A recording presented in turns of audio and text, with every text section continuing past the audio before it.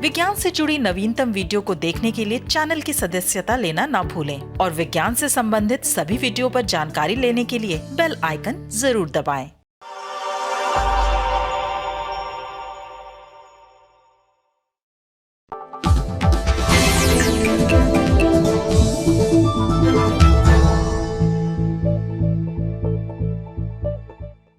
नमस्कार, स्वागत है आपका इंडिया साइंस के खास कार्यक्रम में जिसका कि नाम है कोरोना को हराना है। कोरोना के इस मुश्किल समय में अगर हमें इसका मुकाबला करना है तो इसके लिए सही और विश्वसनीय जानकारी होना बहुत जरूरी है। इसीलिए हमारे इस खास कार्यक्रम में हम बात करते हैं देश के जाने माने एक्सपर्ट्स और डॉक्टर्स से और उनके जरिए उन सवालों के जवाब हम लेकर के आते हैं जिन्हें जानना आपके लिए बहुत जरूरी है। आज हम बात करेंगे मेदांता द मेडिसिटी के चेयरमैन और managing director doctor Naresh Trehan से। डॉक्टर त्रेहन जाने माने कार्डियोवैस्कुलर और कार्डियोथोरैसिक सर्जन भी हैं। डॉक्टर त्रेहन, आपका स्वागत है इंडिया साइंस चैनल में। नमस्कार। नमस्कार डॉक्टर साहब। जी डॉक्टर साहब, आज जो स्थिति है कोरोना की देश में, उसकी वजह से लोगों में बहुत ज्यादा पैनिक है, बहुत ज्यादा डर है और वायरस के कई नए वेरिएंट भी सामने आ गए हैं। तो मैं आपसे ये जानना चाह रहा हूं कि आज अगर हमें कोरोना से बचना है तो क्या करना चाहिए हम लोग को अब? आप लोगों को याद होगा कि पिछले साल जब इसी टाइम शुरू हुआ था कोविड का जो पहला भयंकर वेव, उसके अंदर हमने बताया था कि जो 3 गुर हैं या जो भी प्रिकॉशंस बोले, वो प्रिकॉशंस जो हैं वही हैं कि मास्किंग, डिस्टेंसिंग और हैंड हाइजीन जो है। अब मैं ये देख रहा हूं कि जैसे अब पहले ये भी काफी था, अब ये भी काफी नहीं है, क्योंकि ये जो नया वेरिएंट्स आए हैं इनके अंदर जो वो है जिसको हम कहते हैं इन्फेक्टिविटी डबल है। आप हम देख रहे हैं रोज के पहले तो फैमिली में 1-2 जनों को होता था, अब सारी फैमिली लपेट में आ गई है। तो इसका जो ट्रांसमिशन है वो डबल से ट्रिपल है जो लास्ट ईयर का वायरस था। इसका मतलब ये है कि हमें अपनी जो प्रोटेक्शन है डबल करनी पड़ेगी। और आप देख रहे हैं, आंकड़े देख रहे हैं, पिछले साल 1 लाख पे आके रुक गया था, अब तो 3.5 लाख से भी ऊपर जा रहे हैं। तो हमें ये सोचना है कि किस तरकीब से हम अपने आप को बचाएं, और वो तरकीब एक ही है। तो आपने लेटेस्ट एडवाइजरी भी पढ़ी होगी, गवर्नमेंट ने जो दी थी कल, ये सब एक्सपर्ट्स की ओपिनियन थी कि अगर जो हम घर पे भी हैं तो जब ये घर घर में सारी फैल रही है तो घर में भी मास्क पहने जब कोई भी आपके आसपास हो। दूसरी बात जो डर लग रहा है इस बात का कि ये एयरबॉर्न हो गई है। पहले तो हम कहते थे सिर्फ ड्रॉपलेट से होती है, कि अगर जो आपके डिस्टेंस से कोई बोल रहा है और वो जो ड्रॉपलेट मुंह से निकलेगा भी तो वो 3 फुट की दूरी पे गिर जाएगा, इसलिए हम कहते थे 6 फुट का डिस्टेंस रखना चाहिए। अब 6 फुट से ज्यादा दूरी तो फिर भी मुश्किल है, पर ये पता लग रहा है कि ये एरोसोलाइज हो गया है। मतलब कि छोटे जो एयर में सस्पेंडेड पार्टिकल्स होते हैं उसमें भी वायरस पाया गया है। तो इसीलिए हमें डबल प्रिकॉशन लेना है। अगर जो आप घर पे हैं तो एक मास्क जरूर पहने, क्लॉथ मास्क भी चलेगा, अभी सर्जिकल मास्क हो तो सर्जिकल मास्क। N95 को घर के अंदर पहनने की जरूरत नहीं है, पर बाहर जाएंगे तो N95 हो वो बहुत बढ़िया है। अगर जो नहीं है तो डबल मास्क, आप क्लॉथ मास्क भी हो तो डबल हो, बट वो फिटिंग अच्छा हो, क्योंकि ये हर जगह भयंकर फैल रहा है और हमें हर एक अपना प्रयास करना है कि इसको कंट्रोल में लाएं। नहीं तो ये इतना बर्डन बन गया है मेडिकल प्रोफेशन के ऊपर, हॉस्पिटल्स के ऊपर, फ्रंट लाइन वर्कर्स के ऊपर और नेशन के ऊपर। तो इसीलिए इसकी ये बहुत ही जरूरत है आज के दिन में कि हम सारे एहतियात यूज करें और अपने आप को बचाएं, क्योंकि हम एक कैरियर बन गए तो और लोगों के, बहुत सारे लोगों को हम भी फैलाएंगे। तो फैमिली को बचाना, आपको बचाना, फैमिली को बचाना, कम्युनिटी को बचाना और देश को बचाना का एक ही पहला फ्रंट लाइन वॉरियर है। आप कहते हैं पैनिक तो नहीं करना चाहिए, क्योंकि पैनिक का मतलब होता है कि संतुलन ही खत्म हो गया, ये नहीं है, पर बहुत सीरियसली लेना है और वरी करना है, फिक्र है, बहुत सारी चिंता है। इसीलिए हम चाहते हैं कि ये मैसेज क्लियर जाए पब्लिक को कि पब्लिक ही बचा सकती है इस देश को अपने एक्शन से।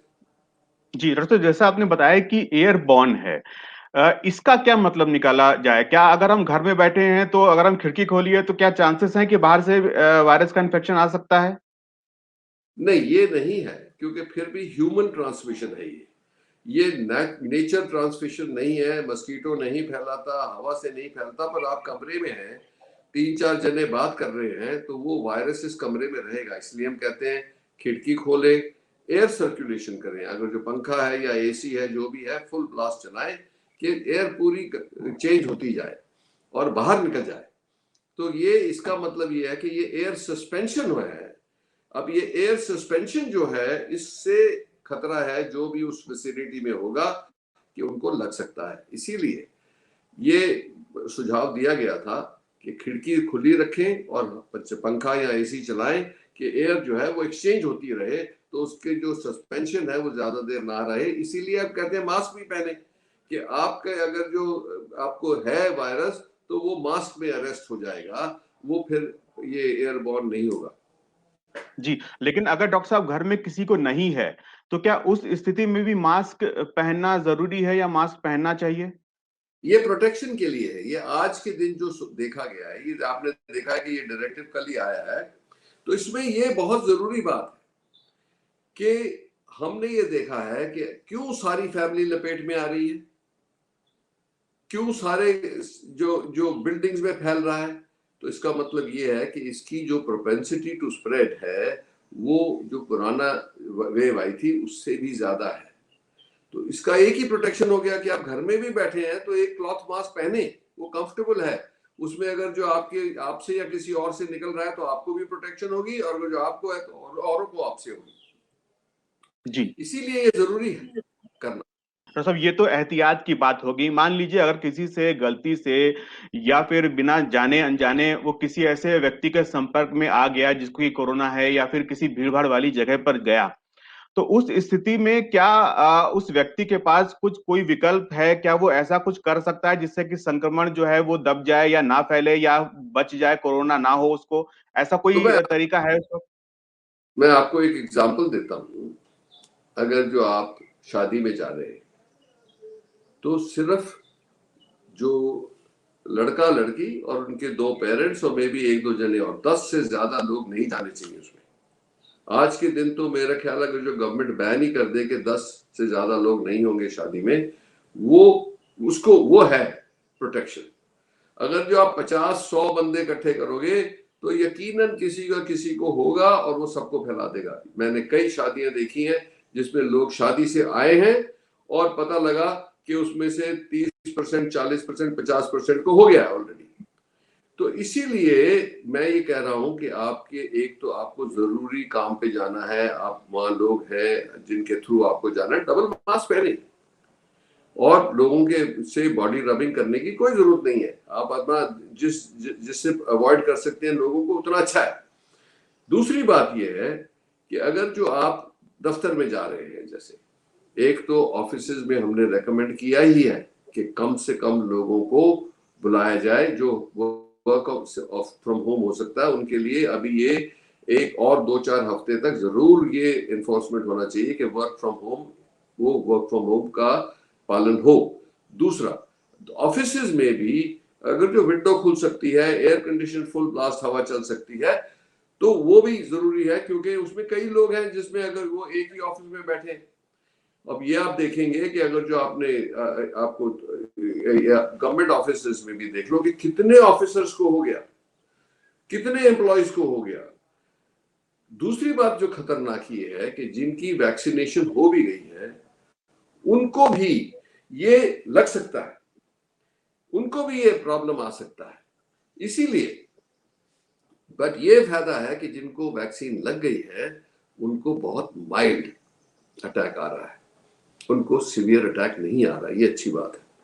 तो इसीलिए आपको ये देखना है कि अपनी प्रोटेक्शन कॉन्शियस रहे, दिमाग में ये जहन में बैठ जाए बात कि भैया ये वायरस हर जगह है, इसको कैसे अवॉइड किया जाए। अगर जो आपको रेस्टोरेंट जाने की जरूरत नहीं है, अगर जो आप 4-6 जने इकट्ठे हो रहे हैं बाहर से जो इकट्ठे खाना खा रहे हैं, तो वो मास्क उतारना ही पड़ेगा। उसमें वो सबसे ज्यादा ये है स्प्रेडिंग का मौका है, क्योंकि आप आधा पौना घंटा इकट्ठा बैठे। तो अवॉइड क्राउड्स, जाना जरूरी है तो डबल मास्क जरूरी है, लोगों से की बॉडी को टच करने की जरूरत नहीं है, हैंड हाइजीन रखें। अगर जो लोग जो बाहर काम पे जाते हैं, जब वो घर आते हैं अपनी फैमिली को प्रोटेक्ट करने के लिए, उनको पहला तो अपना मास्क उतार के उसको डिस्कार्ड करें या वॉशिंग में डालें। दूसरा, अपने कपड़े चेंज करें और प्रेफरेबली शावर लेके नए कपड़े पहन के फिर फैमिली से मिले, क्योंकि ये बाहर से भी बहुत लोगों ने लाया है। दूसरा, अपने स्टाफ को भी यही होना चाहिए कि वो मास्क पहन के रखें सारा टाइम घर में। जब आप, क्योंकि ये किसी भी जगह से लग सकता है, इसका कोई टेरिटरी नहीं है, ये हर जगह है। तो इसलिए हमें ये इससे डील करने के लिए, और ये मैं एक और बात आपको वार्निंग दे दूं कि ये यंग लोगों को बहुत लगा है। पहले हम सोचते थे कि युवाओं को हो भी गया तो थोड़ा सा होगा। जितनी 50% ऑफ द डेथ्स जो है वो 50 इयर्स से कम के लोगों की हो रही है। ये बहुत चिंताजनक बात है। जो हम सीटी स्कैन्स देख रहे हैं, 80-90% wipe out in young people. तो इस पे बहुत हम अपने चर्चा कर रहे हैं आपस में कि क्यों ऐसा हो रहा है। लगता ये है कि इस वायरस के अगेंस्ट जो यंग लोग होते हैं उनका वायलेंट रिएक्शन होता है, इसीलिए उनकी लंग्स को बहुत ज्यादा इफेक्ट पड़ता है। ये ध्यान रखना है हमें कि इससे किसी भी तरीके से बचना है, क्योंकि ये चेन अगर जो नहीं टूटेगी तो ये नंबर बढ़ते ही जाएंगे। और आपको पता है कि ऑलरेडी कंट्री के ऊपर कितना बर्डन है, और हमसे संभाला भी जाएगा कि नहीं, ये देखने की बात है। इसीलिए मेरी यही इंफॉर्मेशन मैं सबको देना चाहता हूं कि ये बहुत भयंकर है। चिंता करें, अपनी फैमिली को प्रोटेक्ट करें, अपने आप को प्रोटेक्ट करें, वो बेस्ट आप कर सकते हैं। बाकी जो डॉक्टर मेडिकल प्रोफेशन को करना वो तो कर ही रहे हैं, पर वो भी इतने स्ट्रेन में आ गया कि हम 10-10 लोग कर रहे हैं फोन 1 घंटे में, जिनको हम बेड्स ही नहीं है। ये भी बड़ा प्रॉब्लम हो गया है। तो इसीलिए गवर्नमेंट जो कर रही है वो लॉकडाउन कहाँ सिलेक्टिव, ये जैसे दिल्ली हो गया या बॉम्बे हुआ था या महाराष्ट्र में हो रहे, ऐसे लॉकडाउन करने पड़ेंगे। जो और वीक टू वीक देखा जाए, जब कम होगा, और ये देखा गया है जब लॉकडाउन किया जाए तो हो सकता है कि नंबर्स कम आए। ये लेटेस्ट रिपोर्ट आज आई है जो दिल्ली से आई है कि एक बड़ी ऑर्गेनाइजेशन ने, जिन्होंने कोई टेस्ट किए थे, वो कह रहे थे कि जो उनके हिसाब से उनके टेस्ट जो निकल रहे थे उसमें 50% लोग पॉजिटिव आ रहे थे, और लास्ट 3-4 दिनों में वो 30% तक पहुंच गया। तो इसका मतलब हो सकता है कि लॉकडाउन से जो फायदा हुआ है 1 हफ्ते का, और इसको एक एक्सटेंडेड वीक किया गया है कि इससे कोई चेन घट हो। तो ये बातें हैं जिसके ऊपर हमारे को होप है। जी डॉक्टर साहब, एक जो परेशानी सब लोगों को देखने में आ रही है वो ये कि अगर लक्षण आते हैं लोगों में, लोग टेस्ट कराने जाते हैं तो आरटीपीसीआर टेस्ट जो है वो नेगेटिव आ रहा है। तो अब ऐसी स्थिति में ऐसा तरीका क्या है, कैसे पहचाने? क्या कोई ऐसा टेस्ट है जिससे कि श्योर शॉट ये पता चल सके कि कोरोना है या नहीं है? देखो, ऐसा है कि ये भी चिंता हो रही है कि कोई ऐसा है, क्योंकि जो आरटीपीसीआर टेस्ट डिजाइन हुए थे वो उसके जो 2 कंपोनेंट्स होते हैं वो सारे वायरसेस को कवर कर रहे हैं कि नहीं, ये पता नहीं है अभी। और इसके ऊपर बहुत सारी रिसर्च हो रही है हमारी गवर्नमेंट की लेबोरेटरीज में। अब पता लग जाएगा कुछ आने वाले टाइम में कि ये इनएडिक्वेट है कि नहीं। पर लगता है कि वो मोस्टली जो डबल है टेस्ट, वो जिसके अंदर डबल एंटीजन है, वो काफी अभी तक भी डिटेक्ट कर देते हैं। तो अच्छी लैब से कराएंगे तो मतलब ये बड़ा अच्छा चांस है 80% पकड़ा ही जाएगा। ये तो हमें शुरू से पता था, क्योंकि इस पे 2 टेक्निक्स पे डिपेंड करता है। एक टेक्निक है कि जिसने लिया स्वाब वो कितनी एक्यूरेटली लिया, कितनी डेप्थ से लिया। अगर जो उन्होंने ठीक तरीके से नहीं लिया तो वायरस मिस हो जाएगा। दूसरा, अगर जो आप उसकी जो ट्रांसपोर्ट करते हैं और एक्सट्रैक्शन करते हैं, उसके ऊपर भी डिपेंड करता है कि कैसी क्वालिटी से किया गया, तभी वो मशीन ठीक पड़ेगी। तो ये इसका भी पूरा ट्रेनिंग होना चाहिए लोगों को कि कैसे स्वाब लेना है, कैसे उसको ट्रांसपोर्ट करना है, कैसे एक्सट्रैक्शन करना है, और फिर जो है मशीन अपना काम करेगी। और बात ये है, आपको देखना है कि जितनी भी एक्यूरेटली हो, ये तो हमें शुरू से पता है कि मैक्सिमम 75-80% एक्यूरेसी है टेस्ट की, और 20% अभी भी मिस हो जाएंगे। पर अगर जो आपके सिम्टम्स हैं, अपने आप को आइसोलेट करें, और आने वाले टाइम में वो पता लग जाएगा कि ये कोविड है कि नहीं। क्योंकि आपको जैसे कॉमन कोल्ड होता है या कॉफ होती है, फीवर होता है, आप सोचेंगे वायरस ना हो, कोई आज के दिन में अपने आप को आइसोलेट करें इमीडिएटली। फैमिली से नहीं मिलना है, अपना एक कमरे में करें। अगर जो आपको जो पता लग जाए कि फिर जाहिर हो जाएगा, क्योंकि टेस्ट रिपीट भी हो सकता है, पता लग जाता है, रिपीट में पता लग जाता है। और आज तक भी हमने देखा है कि कई लोगों के मल्टीपल टेस्ट नेगेटिव हैं, और उनका चेस्ट एक्सरे देखो या सीटी स्कैन देखो तो, और उनके ब्लड टेस्ट देखो तो जाहिर हो गया कि ये वायरस कोविड ही है। तो इसीलिए आज के दिन डॉक्टरों के पास, हॉस्पिटल्स के पास, फैसिलिटीज के पास ये साधन है कि इसको सॉल्व किया जाए। पर मेन चीज ये है कि अगर जो सिम्टम्स होते हैं आज के दिन, पहले तो हम पैरासीटामोल खा के सो जाते थे कि 2 दिन का वायरस है, पर अब चिंता बढ़ गई है कि ये जब तक ये प्रूव ना हो कि ये कोविड नहीं है, तब तक आपको ऐसा प्रिटेंड करना है कि कोविड ही है। जब प्रूफ हो जाएगा तो फिर देखने की बात है। पर ये बात आप हर अपने दिमाग में रखें, और फैमिली की प्रोटेक्शन करनी है, अपनी तो करनी है तो ठीक है, वो तो आप आइसोलेट करेंगे तो फैमिली को प्रोटेक्ट कर लेंगे। ये बातें जरूरी है। जी, डॉक्टर साहब इसी पे मैं अगले सवाल में आ रहा था कि आजकल जिस तरह से पैनिक और डर का एक माहौल सा बन गया है, अब ऐसे में अगर किसी को की रिपोर्ट पॉजिटिव आ जाती है या किसी में लक्षण हैं, तो उस स्थिति में क्या करना चाहिए पहले उसको? लोग अस्पतालों की तरफ भागते हैं, ऑक्सीजन सिलेंडर की तरफ भागते हैं, क्या करना चाहिए आपके हिसाब से लोगों को सबसे पहले? हाँ, ये बात आपने बहुत अच्छा क्वेश्चन पूछा, क्योंकि आज के दिन में ये काफी प्रॉब्लम आ गया है, लोगों में पैनिक आ जाता है। मैंने बोला सीरियस तो होना है, ये नहीं कि लाइटली लो, पर पैनिक नहीं करना है, क्योंकि इसकी ट्रीटमेंट अभी भी है, डेथ रेट अभी भी 1-2% से कम है। तो इसीलिए आपको ये पैनिक नहीं होना चाहिए कि मैं ठीक नहीं हूँ, आपको फिक्र ये होना चाहिए कि मेरी ट्रीटमेंट ठीक हो। अब ट्रीटमेंट के 3 पहलू हैं। एक है कि आप पहला काम तो करें कि अपने लोकल डॉक्टर से बात करें, नहीं तो हर हॉस्पिटल जैसे मेदांता में भी हमने एप्स भी बना रखे हैं, टेलीमेडिसिन भी है, वीडियो कॉन्फ्रेंस भी अवेलेबल है। आप कांटेक्ट करें हमसे, हमारी कॉल लाइन पे, तो पता हमारा डॉक्टर आप लोगों से बात कर सकता है। ये सब हॉस्पिटल ने बनाया है, अभी ने नहीं, और गवर्नमेंट ने भी बनाई है। ये जो लैंडलाइंस है उस पर भी मिल जाता है। तो अगर जो आप संपर्क करें डॉक्टर के साथ कि ये मेरे सिम्टम्स हैं, ये मेरा है, तो वो आज के दिन सब डॉक्टर्स को इतना नॉलेज है कि वो आपकी ट्रीटमेंट शुरू कर सकते हैं। 90% तो वो इसी तरीके से ही ठीक हो जाएंगे। अच्छा, कुछ लोगों के पास क्वारंटीन फैसिलिटी घर में नहीं है, कोई ठीक मतलब उनको सर्व करने वाला नहीं है, तकलीफ हो रही है, उनको लोगों के लिए हमने क्वारंटीन सेंटर्स बनाए हैं।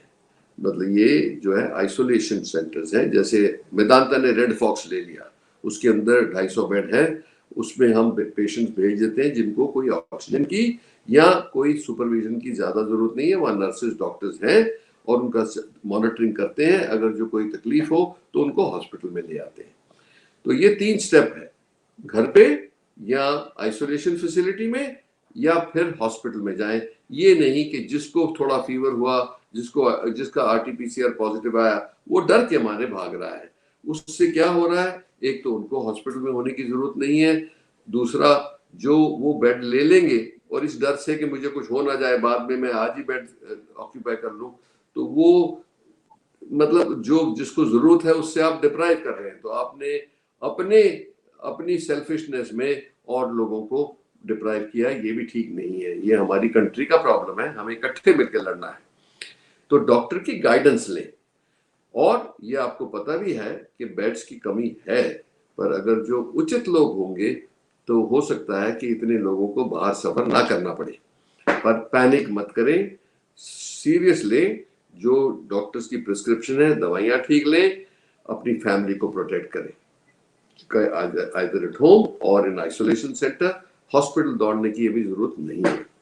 जी, डॉक्टर साहब ये बहुत अच्छी जानकारी आपने दी है मुझे लगता है। और एक और चीज़ मैं चाहता हूँ कि आप हमारे दर्शकों को बताएँ, क्योंकि ऑक्सीजन को लेकर के बहुत ज़्यादा इस समय मारामारी है। मैं आपसे ये जानना चाहता हूँ कि किस स्थिति में लोगों को ऑक्सीजन के लिए भागना चाहिए? किस स्थिति में उनको लगना चाहिए कि अब हमें सिलेंडर के लिए भागना है या फिर कि हमें अस्पताल भागना है? देखो, ऐसा है कि आप हर एक के पास आज के दिन पल्स ऑक्सीमीटर है। पहली बात तो उसकी करेक्ट एप्लीकेशन होनी चाहिए कि वो आपको पूरी अच्छी तरह से पल्स दिखे, और ऑक्सीजनेशन नॉर्मली जो है वो 96 और 98 के करीब होती है हमारे में। हम पहले लास्ट टाइम बोल रहे थे कि 94 93 से कम हो तो आपको एंजाइटी होनी चाहिए, पर आज के दिन अगर जो वो 93 क्या मतलब 92 से कम होने लगे तो डॉक्टर से जरूर बात करें, क्योंकि हमें एक चीज का नहीं देख के सारा डायग्नोसिस देना है, हमें तो सारी बॉडी को देखना है। और उसमें क्या है, फीवर है, कॉफ है, ऑक्सीजनेशन क्या है, कितने दिन हो गए, आपकी कोमॉर्बिडिटीज क्या है, ब्लड टेस्ट क्या दिखाता है, अगर जो जरूरत हुई तो HRCT कराया गया तो HRCT क्या दिखाता है। इन सबको देखते हुए डॉक्टर आपको प्रिस्क्राइब करेगा कि हाँ आपको हॉस्पिटल आने की जरूरत है कि आप घर पे रह सकते हैं, और ऑक्सीजन सिलेंडर आपको जरूरत है तो ऑक्सीजन से लें। तो उसके तो कॉन्सेंट्रेटर और सिलेंडर आते हैं, अगर जो आपको मिल सकता है तो बहुत अच्छा है। नहीं तो कई सेंटर्स हैं जिसमें ये जो ज्यादा बीमार नहीं है, और वो जैसे मैंने रेड फॉक्स बताया वैसे कई और ऑक्सीजन वाले सेंटर्स खुले हुए हैं जहां पे आपको एडमिट किया जा सकता है। इसीलिए डॉक्टर की गाइडेंस बहुत जरूरी है। खुद डायग्नोसिस ना करें और खुद पैनिक ना करें। डॉक्टर जैसे भी मैंने बताया कि हमारी अवेलेबिलिटी है सबकी, हमने 100 से ज्यादा डॉक्टर मेदांता से लगा रखे हैं जो सारा दिन कॉल्स ही हैंडल करते हैं, और हमारे पास कम से कम 900 टेली या वीडियो कॉन्फ्रेंसिंग आती है, हम सबका से एंगेज करते हैं। तो इसीलिए ये सब हॉस्पिटल्स में ये सुविधा है आपके एरिया में जो है, और डॉक्टर्स भी हैं हर जगह, उनकी गाइडेंस ले। डॉक्टर साहब एक और सवाल, जो ये रेमडेसिविर दवा है उसको लेकर भी बहुत ज्यादा लोग परेशान हैं, जगह जगह पर ढूंढ रहे हैं, उस दवा को खरीदने के लिए परेशान हैं। हम आपसे ये जानना चाह रहे हैं कि ये जो दवा है, क्या ये श्योर शॉट गारंटी होती है किसी को बचाने की, और किस स्थिति में इसे लेना चाहिए? क्या लाइफ सेविंग ड्रग है ये रेमडेसिविर? ये लोगों ने ये सोचा, क्योंकि देखो जैसे बोला ना, पैनिक हो जाता है या फिक्र हो जाता है तो वो कुछ भी करेगा अपने आप को बचाने के लिए, ये बात सही है। पर उस पैनिक में अगर जो आप सोचें कि रेमडेसिविर रामबाण है, तो रेमडेसिविर रामबाण नहीं है। ये डॉक्टर उचित केसेस में जिसमें कोई रिएक्शन शुरू हुआ, क्योंकि ये एंटीवायरल बनी थी एबोला के लिए, पर इसको रिपर्पस किया गया है अब कोविड के लिए। तो इसमें ये हुआ है कि अगर जो आप सही टाइम पे एक डॉक्टर सोचता है कि इससे फायदा हो सकता है तो डॉक्टर ही डिसाइड करे। लोगों को ये पैनिक नहीं होना चाहिए, क्योंकि लोगों ने क्या किया, वो रेमडेसिविर खरीद करके घर में रख ली है, उसका कोई फायदा ही नहीं है। वो विंडो में अगर जो कोई बंदे को हॉस्पिटल में आना पड़ता है, या हम सोचते हैं कि घर पे भी लग सकती है, तो उसको प्रिस्क्राइब करेंगे हम। ये तो है नहीं कि खुद डिसीजन ले ली भैया मुझे बुखार हो गया मैं रेमडेसिविर ले लूं। उसके साइड इफेक्ट्स भी होते हैं, इसलिए वो नुकसान भी कर सकती है। ये नहीं करना कि मैं बड़ा स्पेशल हूँ, मैंने बाजार से खरीद ली और इसी वजह से शॉर्टेज होती है और इसी वजह से ब्लैक मार्केटिंग होती है। ये हमारे पास जो दवाइयाँ हैं, तो जो एंटीवायरल हम मिनिमली चलाते हैं, वो डिपेंड करता है कि कितना वायरल लोड हमारी समझ में आ रहा है किसी में। रेमडेसिविर की जो स्टडीज हुई हैं उसमें ये बात सही है कि अगर जो जिन लोगों के लंग्स में पैचेस आ गए हैं और नंबर बढ़ गया है, उनके लिए अर्ली स्टेज में ये देने से 5 दिन देने से ये सोचा जाता है कि उसकी हॉस्पिटल स्टे कम होती है, मृत्यु कम नहीं होती। तो ये अप्रोप्रिएट केसेस में यूज करनी चाहिए। दूसरा मेन जो निकला है, दो चीजें निकली हैं कि एक जो इन्फ्लेमेशन हो रही है उसमें रेमडेसिविर का कोई मकसद नहीं है, जो इन्फ्लेमेशन हो रही है उसमें कॉर्टिसोन का काम है। तो आप देखेंगे कि अगर जो बुखार हो रहा है, अगर जो खांसी हो रही है और कुछ लंग्स में पैचेस आए तो cortisone is more effective. Cortisone के डोजेस अब सब डॉक्टरों को पता है, वो आपको देंगे। और दूसरा, अगर जो ऐसा लगता है कि नंबर बहुत बढ़ गए, जैसे हम एक डी डाइमर टेस्ट है जो टेस्ट करते हैं, अगर जो डी डाइमर बढ़ रहा है तो हम उसके साथ साथ ब्लड थिनर भी थोड़ा सा देते हैं कि कोई क्लॉटिंग ना हो आपकी आर्टरीज में। ये बातें जो मैं बता रहा हूँ चर्चा होती है, लोग अपने आप ही डॉक्टर बन जाते हैं, वो नहीं करना है। अपने आप अपनी ट्रीटमेंट ना शुरू करें, एक ट्रेन डॉक्टर आपको पूरी गाइडेंस दे सकता है। जी डॉक्टर साहब, जो प्लाज्मा थेरेपी है वो कितनी कारगर होती है? क्या क्रिटिकल कंडीशन में जाने पे प्लाज्मा थेरेपी जान बचा सकती है? उसके ऊपर कोई ऐसी स्टडी नहीं मिली जो कहे कि बहुत ही उससे प्रोटेक्शन मिलता है। हम ये जरूर देखते हैं कि जिनको कोविड हो गया और उनकी जो एंटीबॉडीज हैं बिल्कुल बहुत ही कम है या है ही नहीं, उनके लिए उस पहले तो 2-4 दिनों में अगर जो दिया जाता है तो ये फीलिंग है कि कुछ फायदा होता है, क्योंकि वो जो एंटीबॉडीज हैं वो शायद वायरस से लड़ सकती है। तो इसका जो वही मैंने बोला कि अगर जो कोई केसेस हैं जिसके अंदर हम रेकमेंड करते हैं, पर अभी तक कोई स्टडी ऐसी नहीं निकली जो बोले कि इसका बड़ा क्लियर कट बेनिफिट है।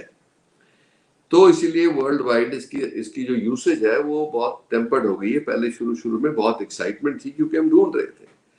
आज के दिन जो है वो मेन स्टे है कि हम एक तो जैसे शुरू में एजिथ्रोमाइसिन, डॉक्सीसाइक्लिन, कॉर्टिसोन, विटामिन देते हैं, आइवरमेक्टिन, ये सब की यूज हो रही है। पर इनको सबको मिला के सबसे इंपॉर्टेंट काम ये है कि वायरस की लाइफ जो है वो अपने आप ही खत्म हो जाती है। सो ये इलनेस 14 डे इलनेस कहते हैं। इसके अंदर जो साइड इफेक्ट्स आ रहे हैं उनकी मैनेजमेंट ठीक टाइम पे होनी चाहिए। और आपने ये पूछा था ऑक्सीजन घर पे कब लगानी है, मैंने बोला डॉक्टर बताएगा कि आपके अंदर कितनी इन्फ्लेमेशन है, आपका ऑक्सीजन कितना गिर रहा है। और एक बात सब लोगों को समझ आनी चाहिए कि अगर जो आप लेटे रहोगे पीठ के ऊपर तो ऑक्सीजन कम हो जाएगी, नॉर्मली भी होती है। अगर जो आप किसी की स्लीप में मेजर करोगे जो पीठ पे सोया हुआ है तो उसकी ऑक्सीजन कम आ जाएगी, 90 के करीब आ जाएगी। इसीलिए आपको उठ के थोड़ा चलना है, डीप ब्रीदिंग करनी है, जैसे अलोम विलोम इज द बेस्ट जो योगा से होती है वो सीखें। और डीप ब्रीदिंग से क्या होता है कि ये लंग्स एक्सपैंड होते हैं और ऑक्सीजन एक्सचेंज इंप्रूव हो जाती है। दूसरा जो हमने बोला है कि आप पेट के बल सोएं, तो लेटे रहे थोड़ी देर। अगर जो 15-20 मिनट आप पेट के बल लेटेंगे तो जो ऑक्सीजन और एयर के बीच में डिफरेंस होता है वो पूरा हो जाए, क्योंकि ब्लड जो है, ब्लड हैवियर है तो ग्रेविटी नीचे लंग में चलता है, एयर जो और एयर लाइटर है तो ऊपर रहती है। तो जब हम आप प्रोन कर देते हैं तो वो मिक्स हो जाना शुरू हो जाता है। तो इसीलिए आप साइड टू साइड चेंज करते रहे और पेट पे लेटे तो आप देखेंगे आपकी ऑक्सीजन इंप्रूव होगी। अगर जो मेजर्स के बावजूद भी इंप्रूव 90 से ऊपर नहीं जाती तब आपको ऑक्सीजन यूज करनी चाहिए। जी जी डॉक्टर साहब, इसी पर मैं अपना आखिरी सवाल आपसे पूछना चाह रहा हूँ। जैसे दो चीजें जो आपने बताई, इसके अलावा जो लोग, खासकर जो लोग कोरोना से ठीक हो चुके हैं, क्योंकि कोरोना होने के बाद ऐसा भी कहा जाता है कि शरीर में काफी कमजोरी आ जाती है, कई सारे अंग जो है वो कमजोर हो जाते हैं। तो उसके बाद किस तरह की लाइफस्टाइल होनी चाहिए? अगर आप कोरोना से ठीक हुए हैं, किस तरह से अपने आप को दोबारा से रिजुविनेट करना चाहिए? तो ये एक कंटिन्यूम है। सारा टाइम जब आपको कोविड है, जब आप सफर कर रहे हैं, उस टाइम भी जितना आप एक्टिव कर सकते हो, उठ के आप थोड़ा एक्टिविटी करोगे तो आपको एक तो इम्यूनिटी बढ़ेगी और आपके मसल्स इतने स्टिफ नहीं होंगे। दूसरा, न्यूट्रिशन बहुत इंपॉर्टेंट है। आपको बैलेंस रखना है प्रोटीन के साथ। प्रोटीन जो है वो मसल को बनाती रहेगी, तगड़ा रखेगी। और अगर जो आप वेजिटेरियन है तो पनीर, दाल वगैरह है। अगर जो नॉन वेजिटेरियन है तो आप चिकन वगैरह, फिश खा सकते हो। इससे क्या है कि आपका एक तो फिजिकल स्टेटस ठीक रहेगा, दूसरा एक्टिविटी से आपकी स्टिफनेस कम होगी। पर ये स्टिफनेस आपके साथ कई हफ्ते रह सकती है। और इसमें आप भी देखेंगे, लोगों ने, कई लोग कहते हैं कि मेरा ब्रेन में थोड़ा जैसे फॉगी हो गया है, जिसको ब्रेन फॉग कहते हैं। उसमें ये है कि आप इतनी क्लैरिटी नहीं होती, पर वो आहिस्ते आहिस्ते आने वाले 2-3 हफ्ते में ठीक हो जाती है। तो ये मैंने इसलिए बोला कि लापरवाही करने से ये नहीं है कि मैं बहुत तंदुरुस्त हूँ, मैं यंग हूँ, मैं ठीक हो जाऊंगा। ये बहुत बुरी बीमारी है। ये आपकी सारी बॉडी को एनर्जी सैप कर देती है, फाइब्रोमाइल्जिया होता है, ब्रेन फॉग होता है, सांस में तकलीफ होती है। तो ये बहुत साइड इफेक्ट छोड़ जाती है आपके ऊपर। तो इसीलिए हर एक तरीका हमें अपनाना है कि अपने आप को प्रोटेक्टेड रखें। हमने बार बार ये बोला है क्या, अब नॉर्मल लाइफ में भी आपको अपनी न्यूट्रिशन ठीक रखनी है, एक्सरसाइज रोज करें, और अपनी तो जो बाकी 3 चीजें जो हमने बोली हैं, वो 3 चीजें ही आपका सबसे बड़ा शील्ड है, उसी के ऊपर अमल करें।